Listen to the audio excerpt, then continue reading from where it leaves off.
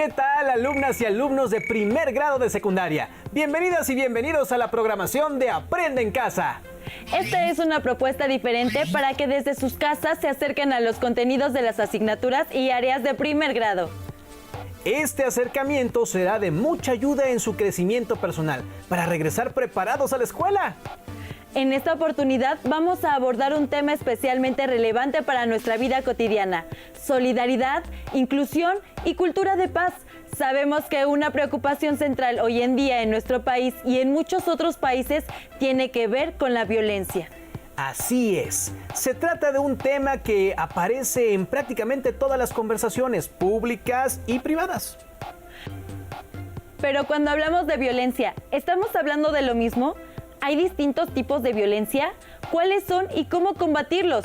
¿Y qué puede hacer la cultura de paz y la solidaridad frente al problema? Bueno, estas son algunas de las interrogantes que nos proponemos aclarar en este programa. Los invitamos a ver el siguiente video: las violencias en la vida cotidiana. Oye, qué lindas fotos tomaste. Mira, en esta salanita. Sí, esa foto la tomé antes de que se fuera a la escuela. La extraño mucho, ¿sabes? Sí, también yo. Pero, ¿tú sabes por qué motivo se fue?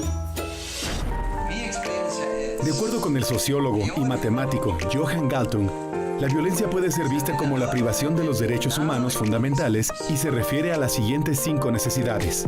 1. Necesidad de supervivencia. 2. Necesidad de bienestar. 3. Necesidad de identidad. 4. Necesidad de libertad. 5. Necesidad de equilibrio ecológico. Si se cubren estas 5 necesidades, se puede definir la paz, pero si no se respetan, el resultado es la violencia y, en consecuencia, la degradación humana. Para el sociólogo y matemático Johan Galtung, la violencia puede ser directa, estructural o cultural. La violencia directa se da de forma manifiesta y evidente, por lo que todos podemos verla cuando se produce. Puede ser física, verbal o psicológica, y se reconoce al agresor. La violencia estructural es indirecta y no permite identificar al agresor. Proviene de los sistemas sociales, políticos y económicos que gobiernan las sociedades en los estados o en el mundo. La violencia estructural se divide en interna y externa, según su procedencia. La primera proviene de la personalidad de cada integrante del sistema y la segunda de la misma estructura social en su conjunto.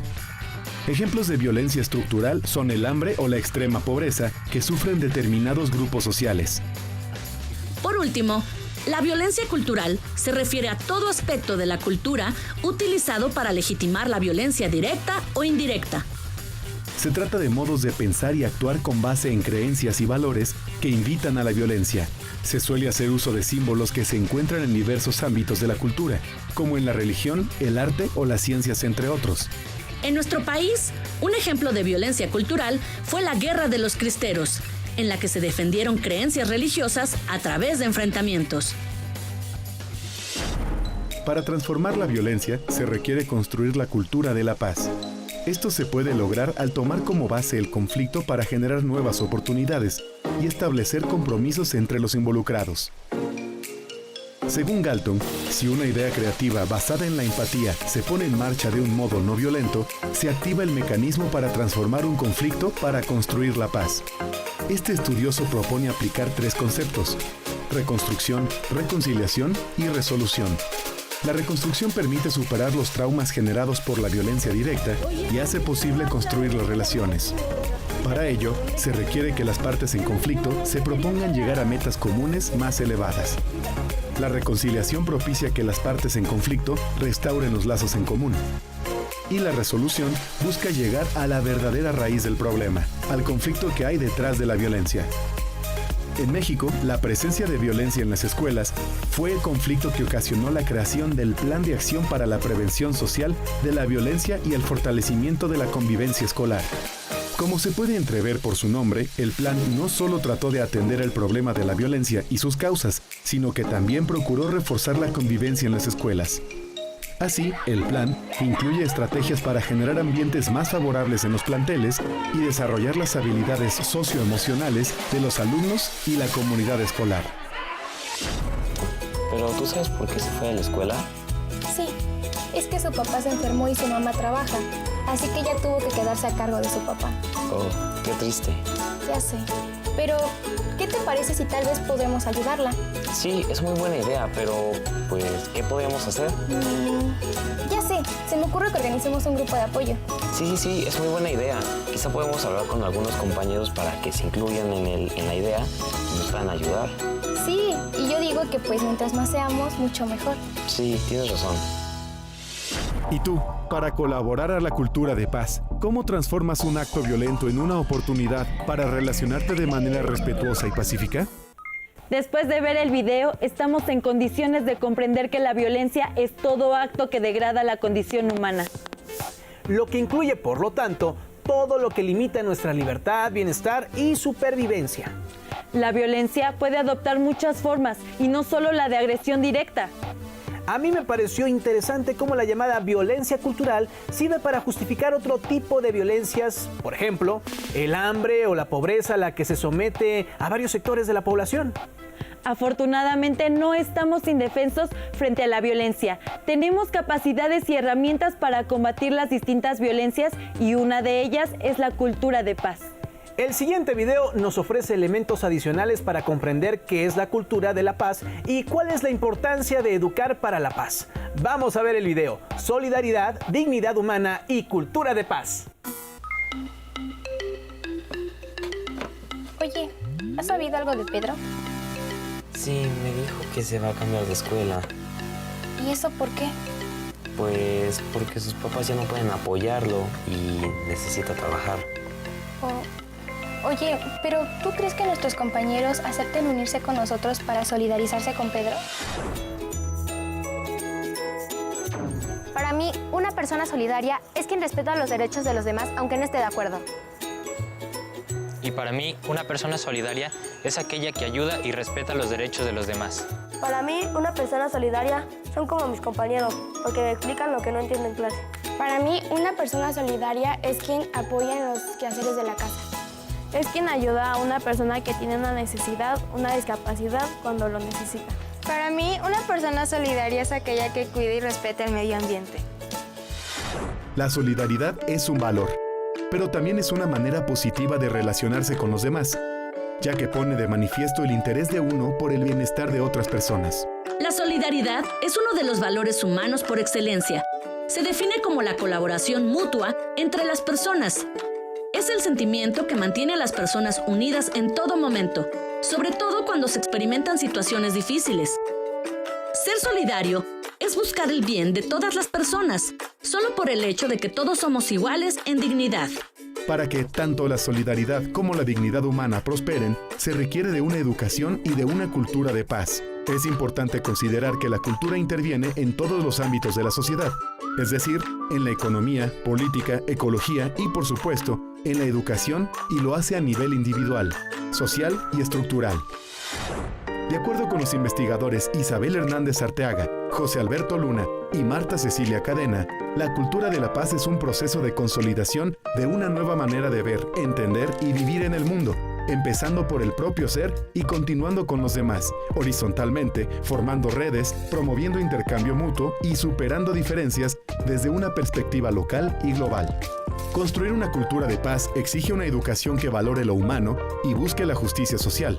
En el Fondo de las Naciones Unidas para la Infancia, UNICEF, la educación para la paz se define como un proceso de promoción del conocimiento, las capacidades, las actitudes y los valores necesarios para producir cambios de comportamiento que permitan a niños, jóvenes y adultos prevenir los conflictos y la violencia en cualquiera de sus manifestaciones, así como crear condiciones que conduzcan a la paz tanto a escala interpersonal como intergrupal, nacional o internacional.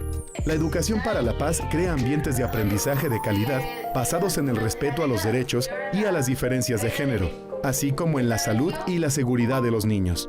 De acuerdo con el UNICEF, una educación de calidad inspirada en la paz produce alumnos bien alfabetizados, conocedores de la aritmética básica y de una adecuada preparación para la vida activa, como el pensamiento crítico, la capacidad de tomar decisiones, la comunicación, la negociación, la resolución de conflictos, la capacidad para hacerles frente y una actitud personal aplicable a contextos específicos, entre otros, la construcción de la paz, la prevención de la violencia, la higiene y el saneamiento, las prácticas saludables y nutricionales, la prevención del VIH-Sida y la protección medioambiental. En México, Samuel Ruiz fue un ejemplo a seguir por las acciones solidarias que realizó a favor de la dignidad humana y la cultura de paz. Percibió la pobreza y la opresión existente entre los indígenas. Su historia ya era ampliamente conocida a nivel mundial cuando en la década de los 90 actuó como uno de los intermediarios entre el Ejército Zapatista de Liberación Nacional, EZLN, y el gobierno federal a raíz del conflicto armado en Chiapas. Samuel Ruiz nos enseñó que si hay voluntad, se puede transformar la sociedad en pro de la paz y del respeto de la dignidad humana. Yo creo que nuestros compañeros aceptarían solidarizarse con Pedro. Pues genial. Entonces, ¿qué te parece si empezamos a buscar becas que puedan ayudar a Pedro? Es buena idea y luego podemos coordinarnos con todo el grupo para apoyarlo y después... ¿Y tú, cómo practicas la solidaridad? ¿Qué les pareció este video? A mí me resultó esperanzador saber que tenemos modos de combatir la violencia en sus diferentes formas a través de la cultura de la paz. Estoy de acuerdo contigo, pero edificar una cultura de paz es todo un desafío, en la medida que implica reconstruir nuestra forma de entender el mundo y de relacionarnos con los demás. En efecto, tenemos que cambiar nuestras actitudes y comportamientos. La clave de esto quizás es una frase que rescato del video: hay que revalorar lo humano. Revalorar todas las experiencias de lo humano y no discriminar ni excluir a nadie por su forma de ser, pensar o sentir. Claro, la discriminación también es una forma de violencia. Por ello, un valor y una herramienta fundamental de la cultura de la paz es la solidaridad, que veremos en el siguiente video. Solidaridad, inclusión y cohesión. Disfrútenlo.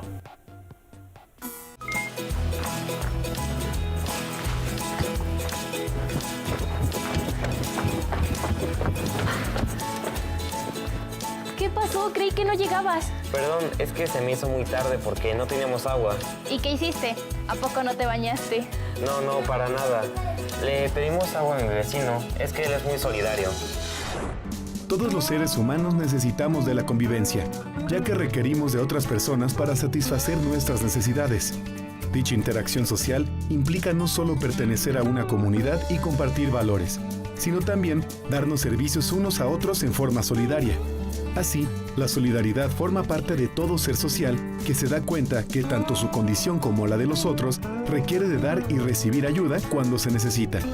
Este apoyo, además, no se da por obedecer una norma, sino como un mandato ético surgido de nuestro interior.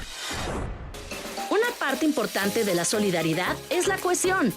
De acuerdo con la Comisión Económica para América Latina y el Caribe, CEPAL, la cohesión social vincula los mecanismos de integración y bienestar con la plena pertenencia social de los individuos. Estos lazos incluyen sentimientos e ideas que llegan a unir a sus integrantes y generan obligaciones para cada uno de ellos. De esta manera, por ejemplo, el hecho de reconocer que necesitan de los demás ejerce presión para limitar aspectos como el egoísmo. Otro factor importante relacionado con la solidaridad es la inclusión social, que consiste en hacer posible que personas en estado de pobreza o excluidas puedan participar en la vida social para lograr obtener una buena calidad de vida. En general, la inclusión se enfoca a los esfuerzos hechos por la misma sociedad para que sus miembros puedan integrarse de la mejor manera posible, como por ejemplo, la educación y el trabajo, que son los principales mecanismos de inclusión social.